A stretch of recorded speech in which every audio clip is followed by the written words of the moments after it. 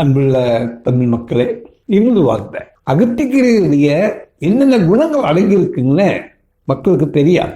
ஆனால் இந்த அகத்திக்கீரையை நல்ல முறையில் அரிசி தண்ணி இருக்குது, அரிசி கலந்த தண்ணி, அந்த தண்ணியில் எடுத்து நல்லா அலசி போட்டு அதே தண்ணியில் அரிசிக்கு அது போட்டு வேக வைக்கணும். வேக வைக்கும்போது அதில் சேர்க்க வேண்டியது கொஞ்சம் மிளகு, சின்ன வெங்காயம், ஜீரகம் போட்டு வேக வைக்கும். வெந்த பிறகு அதில் தேங்காய் பாலை நல்லா பிழிஞ்சு அதில் ஊற்றி அந்த மாதிரி நீங்கள் சாப்பிட்டு வந்தால் உங்களுக்கு குடற்புழு குணமாகும். குடற்புழு குணமாகுது.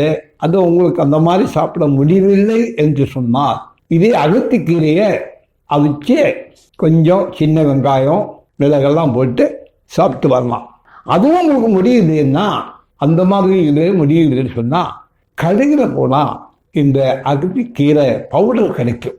அந்த பவுடரை வாங்கி காலையில் ஒரு ஸ்பூன், சாயந்தரம் ஒரு டீஸ்பூன், ஒரு தினம் 2 வேளை அதை சாப்பிட்டு வந்தால் உங்களுக்கு குடற்புண்ணு குணமாகும்.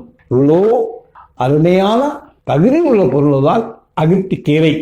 நன்றி, வணக்கம்.